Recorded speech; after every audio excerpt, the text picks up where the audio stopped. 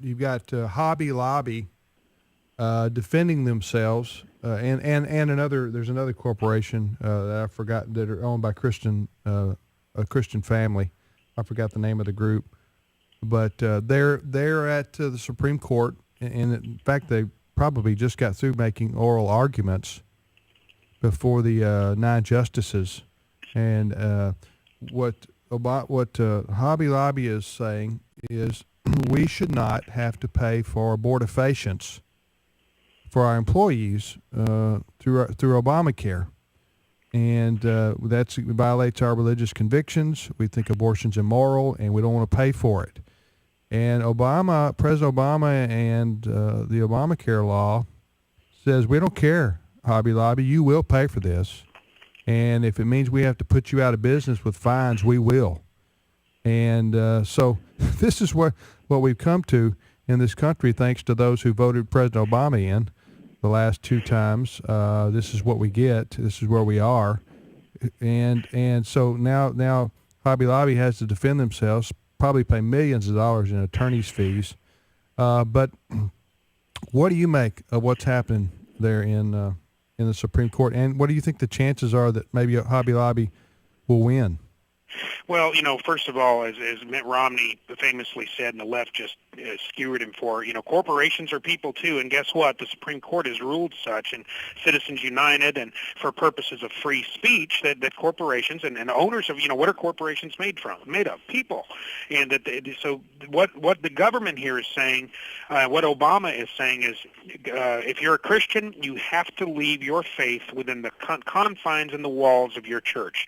Once you step out into the public sphere and the rest of the world in the United States, you can no longer be a Christian.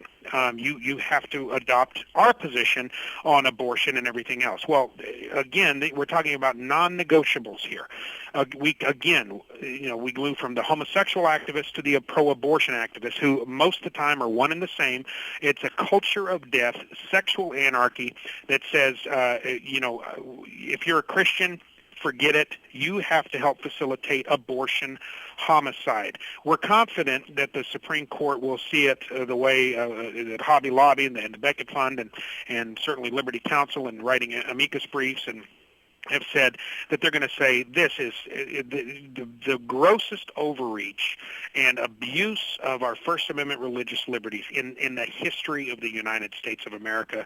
But if they don't, Hobby Lobby has already said, a number of Christian organizations and companies are saying we're not going to comply, which means literally, Matt Staver and I were calculating the fines today per day.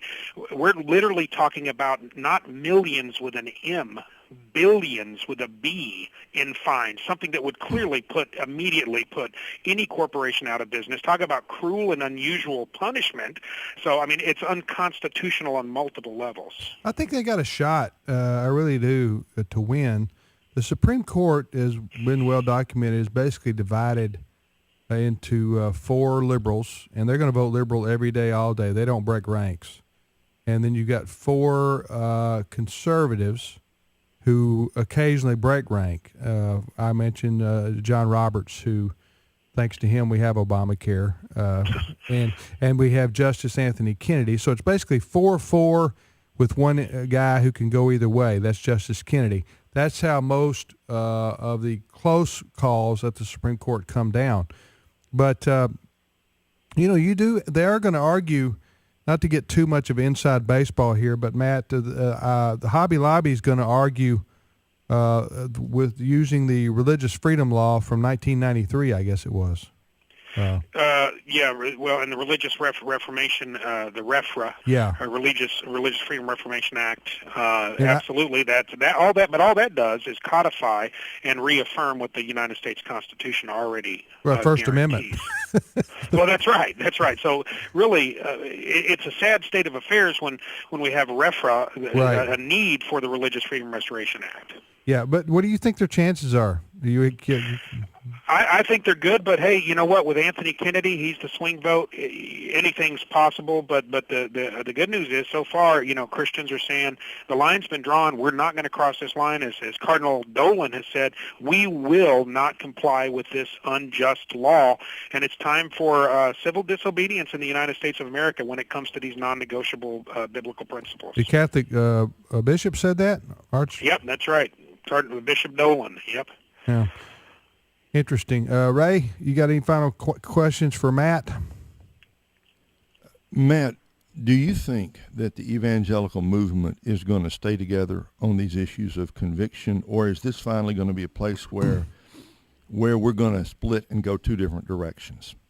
That's a great question. My gut says, and in prayer, and I believe that a large percentage of the church is going to break away and go with the path of least resistance and follow the word, because when you're threatened with your livelihood and your ability to feed your family, and that's where your faith is truly tested. And there are many people who either on principle are going to say, well, I'm kind of a liberal and the Bible doesn't really mean what it says.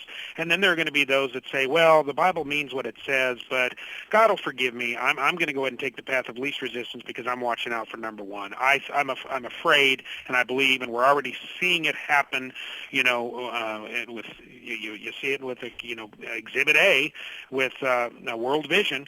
I think that the church is going to fracture, but Scripture talks about that. It says that that's going to happen, and there will be a remnant, and the remnant will probably be a minority.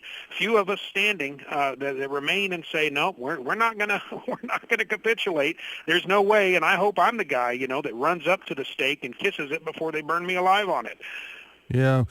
Well, there's a lot of confusion out there, especially among young Christians. They are so vulnerable to popular culture, sadly, the movies, the music, the entertainment industry, and then you got this libertarian streak out there.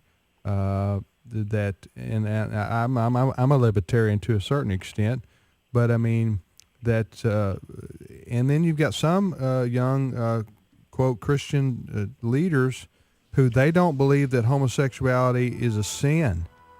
We got 30 seconds.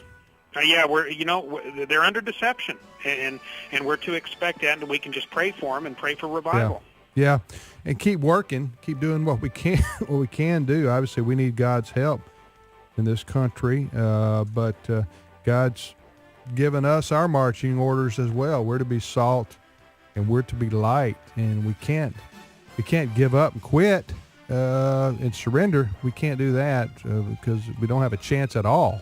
If that's our attitude, at least we've got a shot if we pray and do what we can to turn our country around, Lord willing. And I mean that with a capital L, Lord willing. We'll see you tomorrow, folks. Have a great day.